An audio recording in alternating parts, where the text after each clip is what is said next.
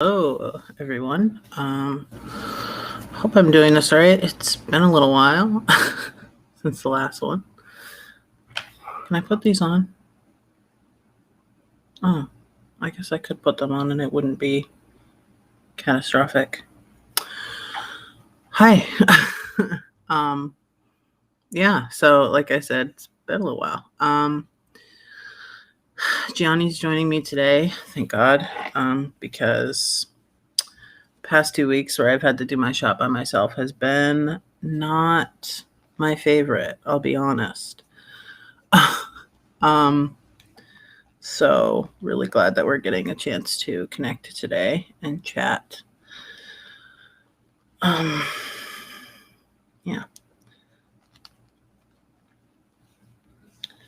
Trying to clean my glasses because I don't hate wearing glasses now that I have to, but they are always dirty, I find. So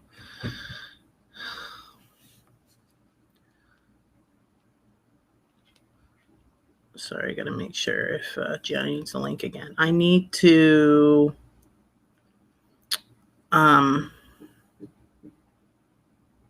what is it? I need to I still need to upload not last week's now, 2 weeks ago, the video and then change that into the podcast audio as well. I've just been really busy not being in the state. So, yeah, I'll get around to that hopefully soon.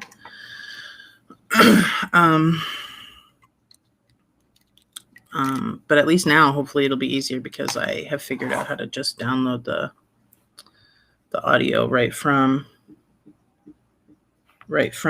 here, right after we finish recording. So that's nice. All right, here they are.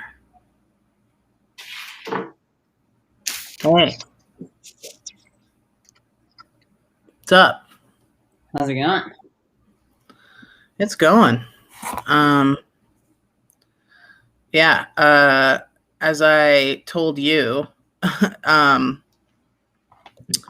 not feeling great today. I don't know what's going on, but feeling good enough that I want to do this AT and our shots together because the past few weeks have been not great, and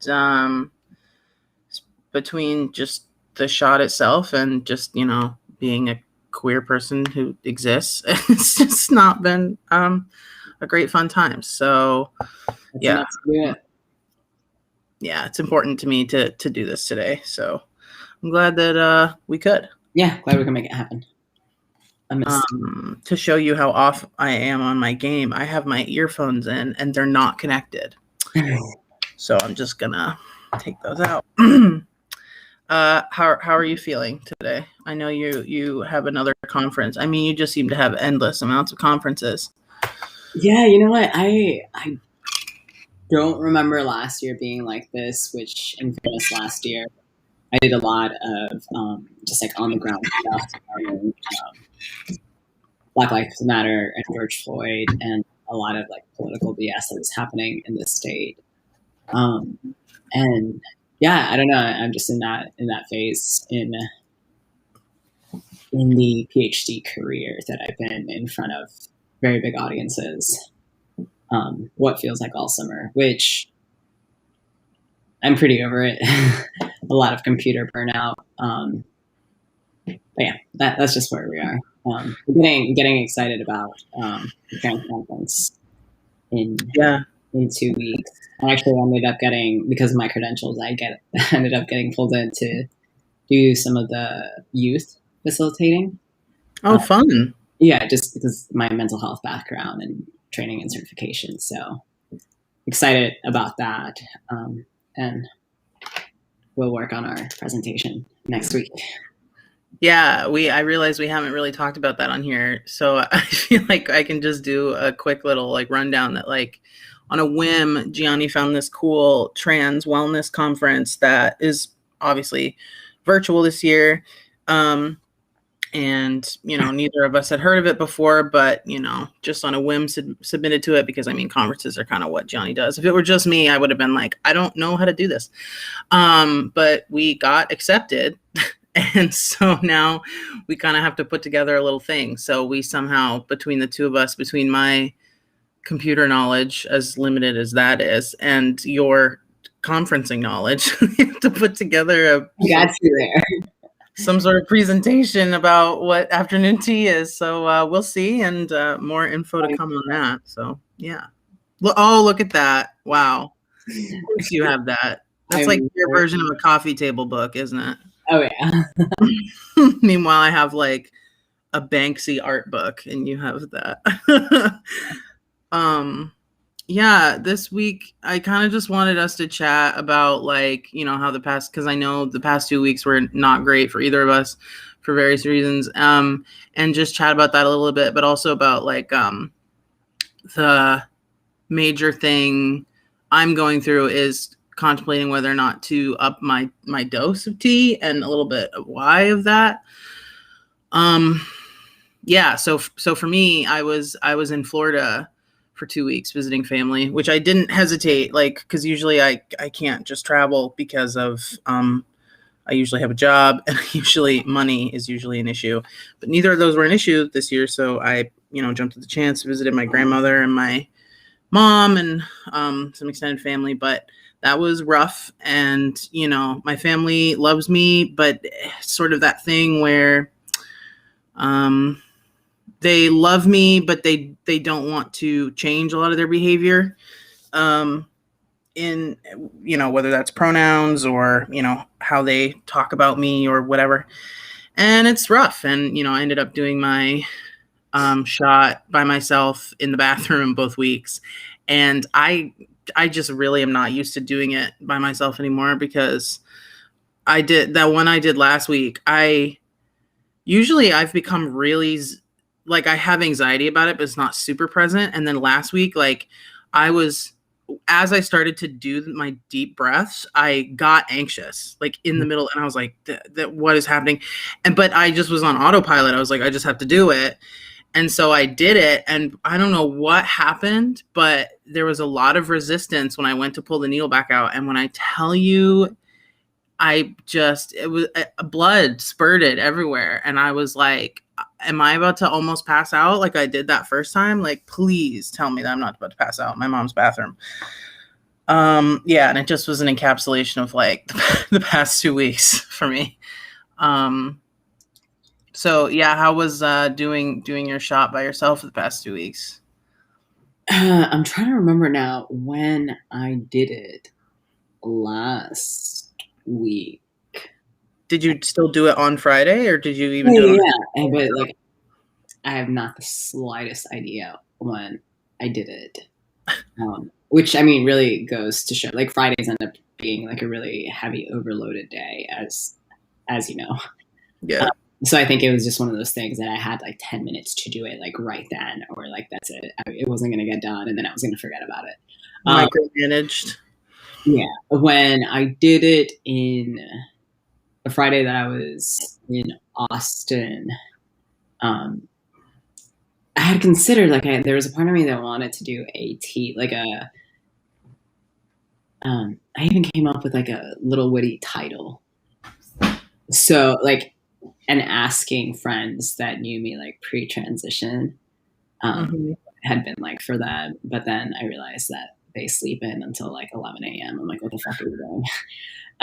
I had to wake up early to get work done, so I did it bright and early outside on their deck, and it was okay. I also felt that anxiousness.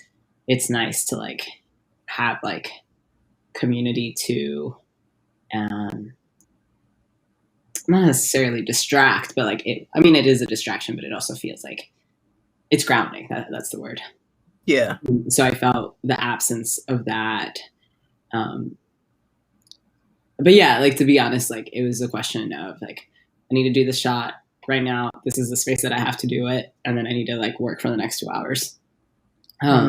So that's kind of how I like go about it to not overthink it. Because I remember like when I first started doing the shots, I would tell myself that I was going to do it like first thing in the morning, and then I would get anxious and I wouldn't do it. And then come back around lunchtime to be like, okay, now we're going to do it. But then like it had been like 3 hours of like anxiety building up. Yeah. So it was just one of those things of like getting it done. But yeah, no, like I hear you. I feel fortunate. I did, like you, I was like, all right, I can go outside and do this, which might be like weird to do it out in like an open deck.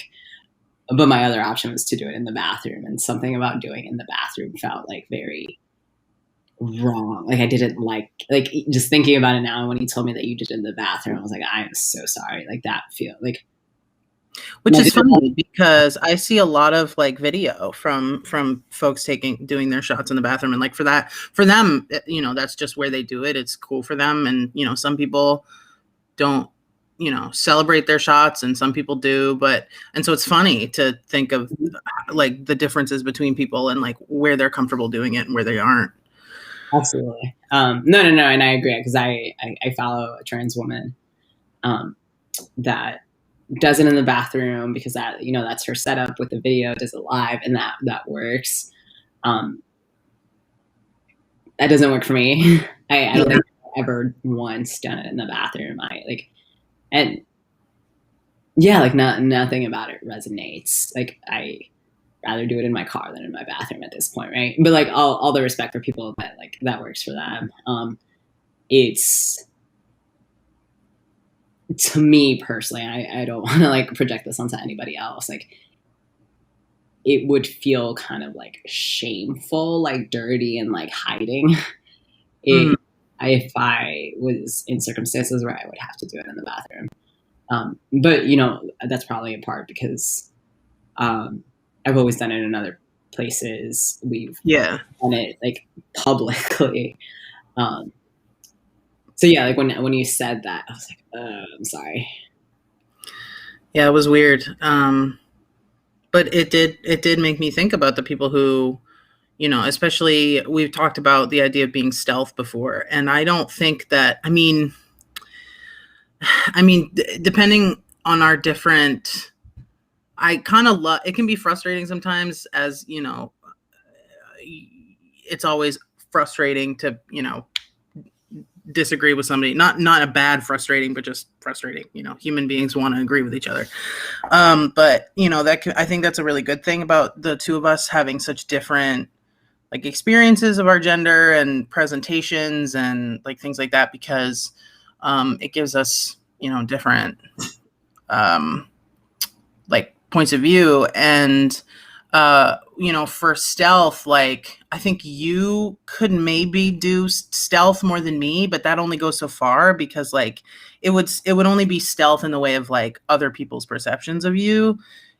Like, you know, people would assume that you were a dude, but that's not really you going stealth. That's still just people assuming, like putting a gender on you, which is not to say that like they're gendering you correctly, because they wouldn't be.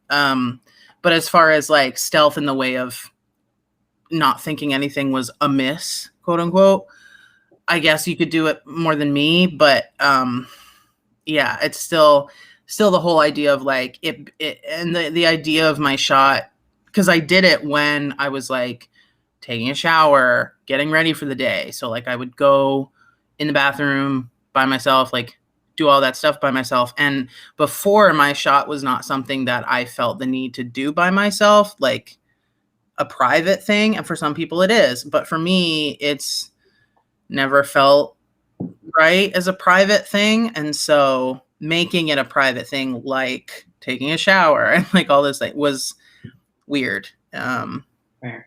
Yeah. And it felt oppressive in the way of like, because, you know, it wasn't a choice. It wasn't like, oh, I want to do my shot in here today. It was like, yeah, the lack of choice is critical there. Yeah, exactly. The autonomy of it was gone, which is like, that's the whole point of taking my shot, is the autonomy. So, and speaking of that, like, that's why, like, I've been questioning a lot, like, you know, coming back to, I feel like this is, going to be something that I compile into whatever like video or presentation we make for the conference, because it is about wellness. That there's still so much about transitioning and hormones and trans healthcare that's so I don't want to say unknown, because that makes it seem like trans healthcare is unknown, but like all healthcare is really kind of, it's one of those things where they're going to say we feel so advanced right now, but 30 years from now, they're going to look back and be like, yikes. So we do what we can with what we have, but people like to pretend that like trans healthcare especially is very like new and untested. And it's like, no, we've been doing these things. Like puberty blockers have been around forever. Anyway, yeah. So, when it comes down to me considering a higher dose, like it's about a wellness thing. Like I'm not thinking of it in terms of like, I want more changes, or I want to be quote unquote more masculine. It's just that I've been, you have to do this as a trans person. You have to kind of like pull information from all these different sources, which a lot is anecdotal, because we don't have a ton of people like you necessarily who are like in PhD programs or academia, who are trans and out, and then also trying to contribute to trans knowledge, like not putting the onus on those people that they're not doing it on purpose, but that's just how it is, lack of resources or whatnot. So like I have to go and look at anecdotal evidence from like Facebook groups and all this stuff. And there's been, just stuff going on that I don't know whether it is T related or not. And I, just have to take from other people, like see what other people say. And I had brought it up to you originally in the sphere or context of weight gain, because, just about everyone who takes T, gains some weight, and that's muscle as well as fat, because, I'm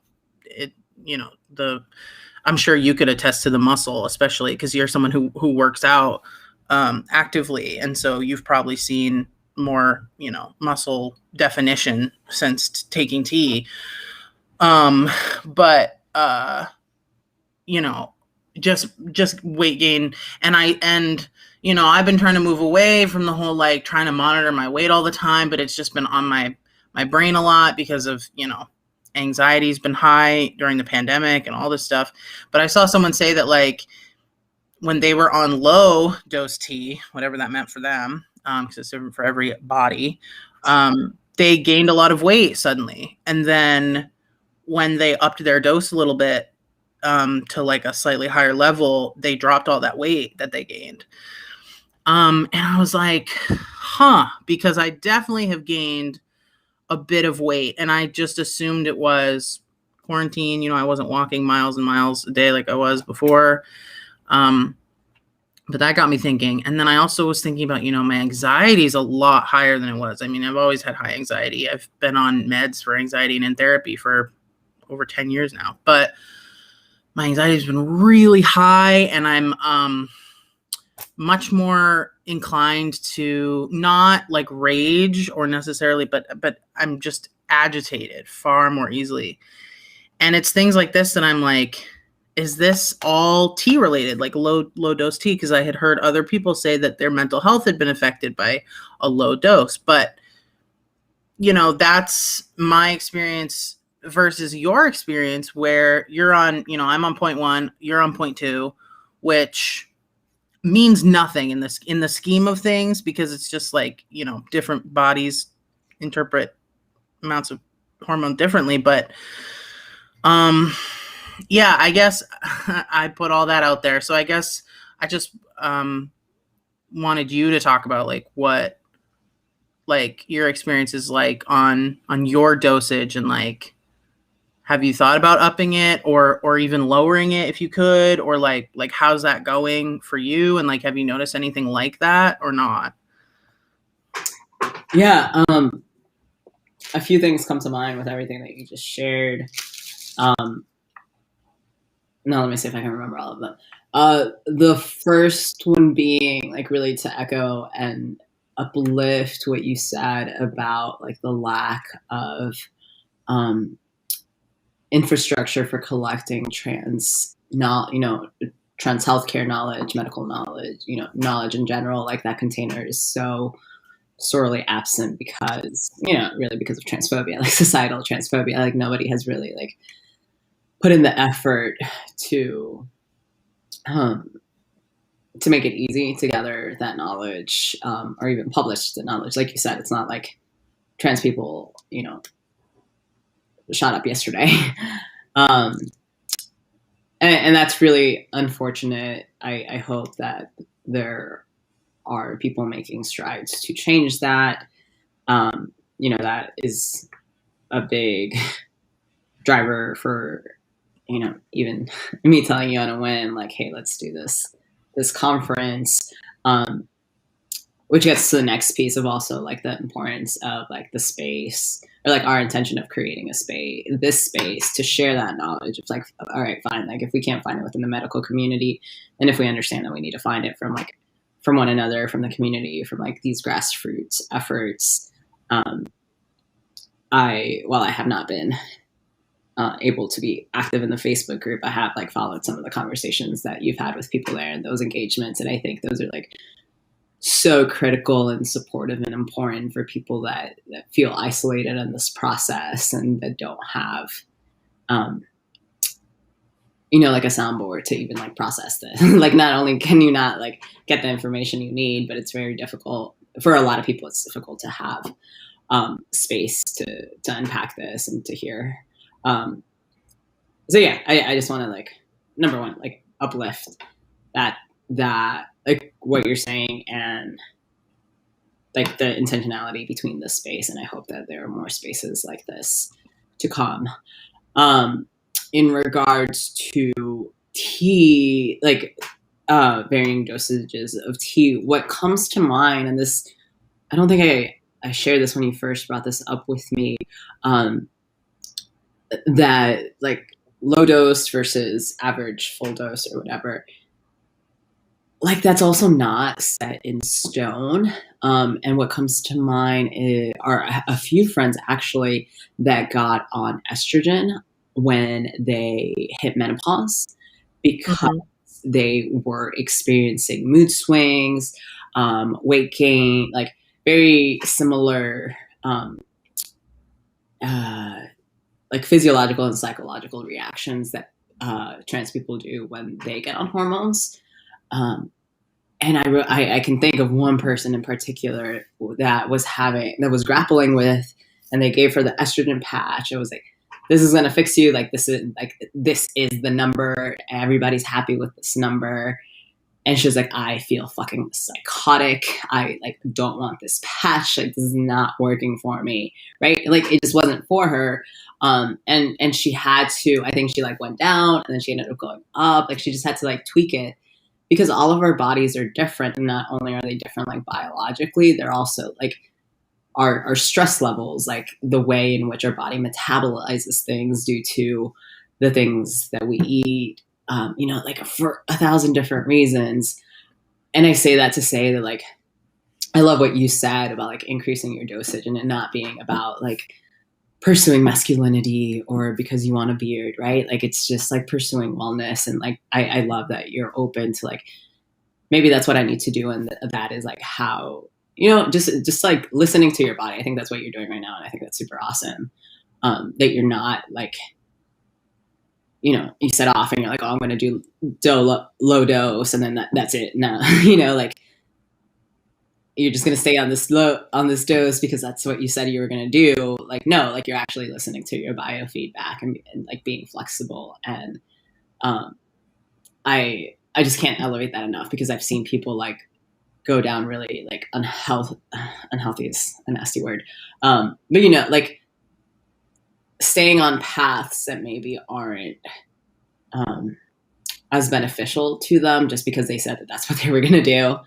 I've seen the opposite. I've seen people go on like a complete full dose of HRT. Changes come too quickly, but then people said that they were committed to a transition and then like refused to come down to that dose. I would be super interested to see like what you feel like on 0.2 or 0.3 and like, and it like holistically, it's not just like going into it and being like, oh, like 0.2, 0.3, like I know that that's my number, but like I feel that like you'll give it a few weeks, a few months, and like really listen, like, all right, like how am I experiencing this? What is this doing to me? Like how do I feel? What are my energy levels? Like how are like how's my mood? Like up and down. So I just think that that is like really, really fantastic, and it speaks to like the spectrum of what it means to be on HRT. That it's not just like, oh, I need to exit this one gender and I'm like moving towards this one, or like I'm like it's this one body project, right? Like it's just so much more encompassing to that, and slowing down to really listen is so important. Like for me, I yeah, like I it's not something that I have considered in. I wouldn't decrease it. I not that I can decrease it much. I would honestly like it feels a little weird to say this out loud, but a part of me would be scared to see what decreasing it would do. I don't know what it would do, but I don't like I don't want to open that door, if you will. Increasing it, I just don't see why I would.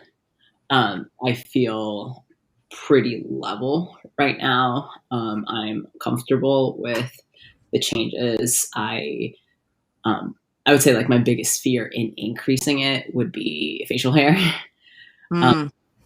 And that's really it. Like I have a awful little patch that's growing Yeah. right here, and I hate it. Yeah, and because I'm not pursuing F to M, I don't really have a reason. A reason to sounds weird. Also, you know, like I'm just not there. Just like listening to my body, like that is not something that feels right to me right now. Not to say that I would never do it. In regard what you said about like being stealth, that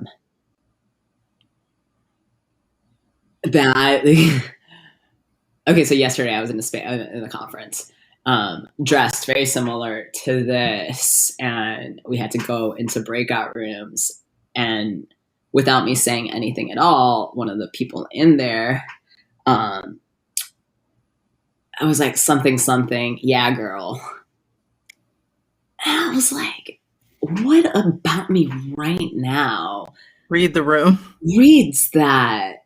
And like that was the moment. And then like I hate to say like how like it just threw me off. Like and again, like it was not a good space to be thrown off when, you know, I'm supposed to be like very on, like intellectually on and like focused.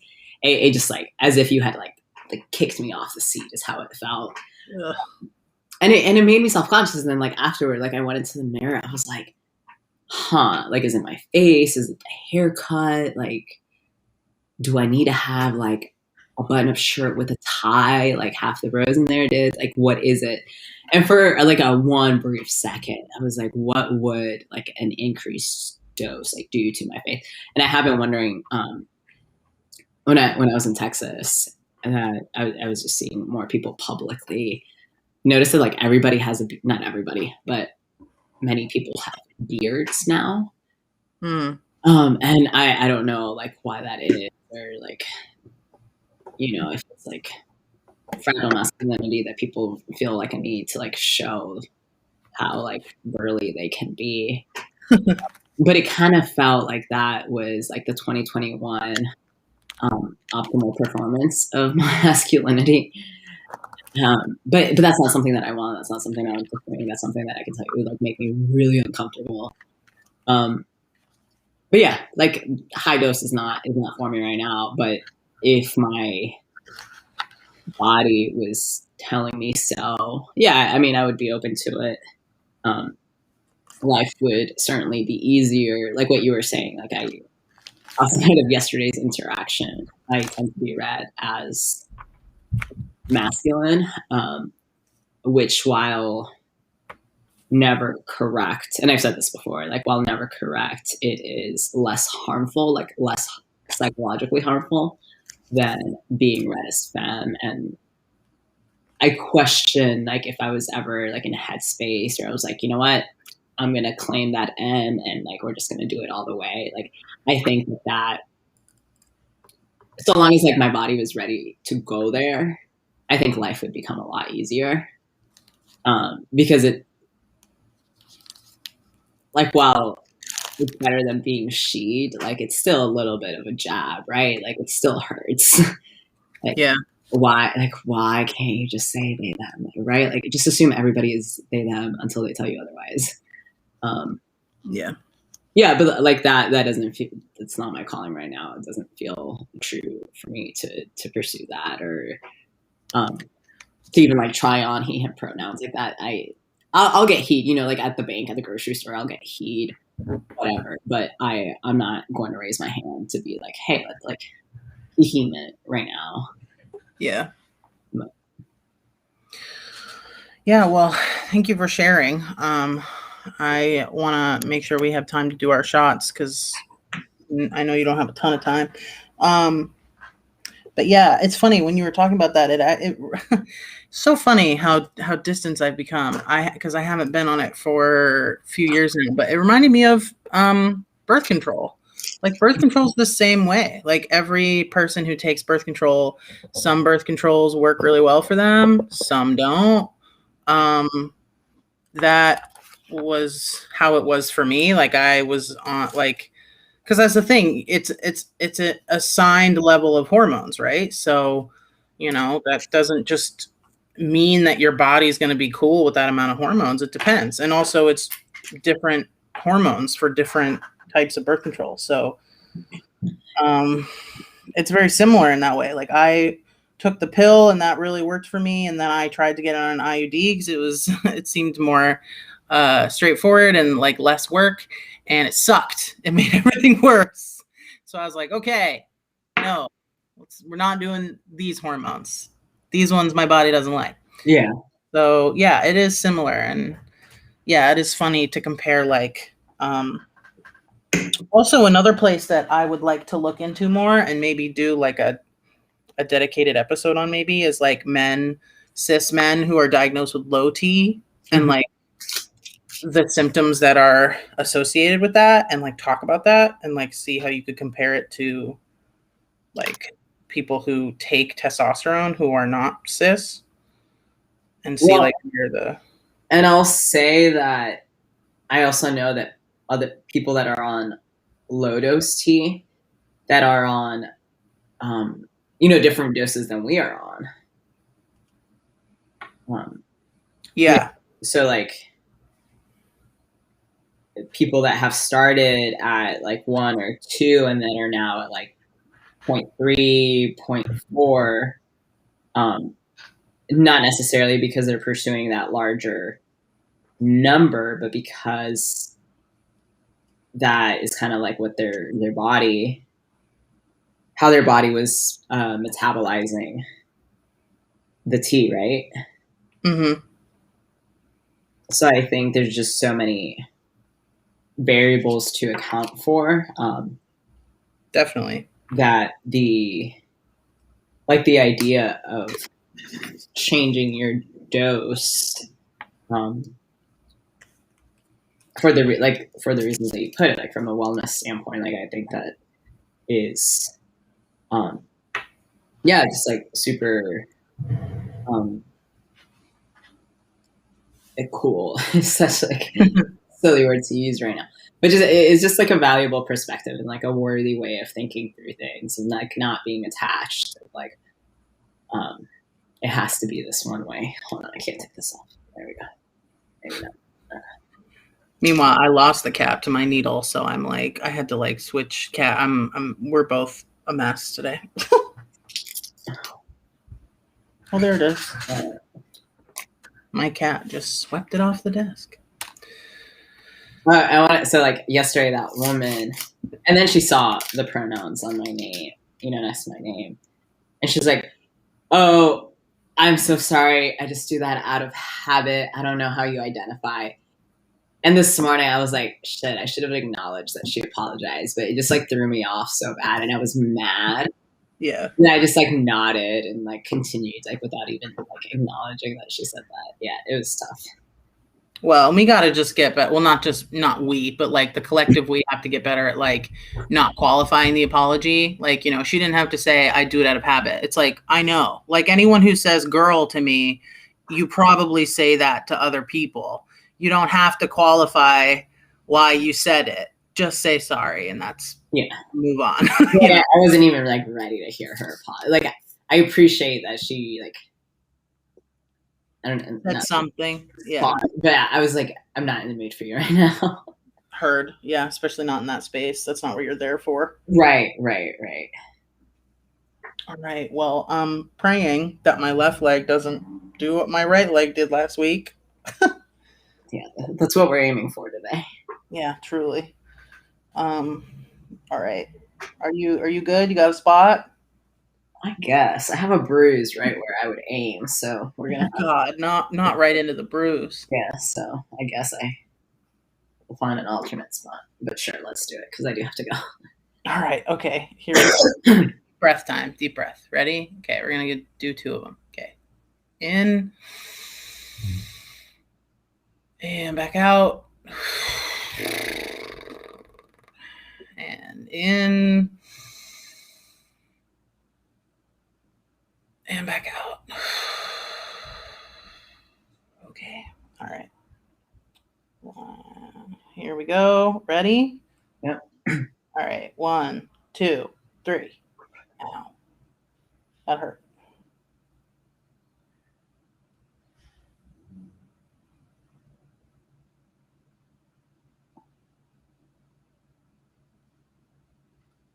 Do not do it. I swear to God.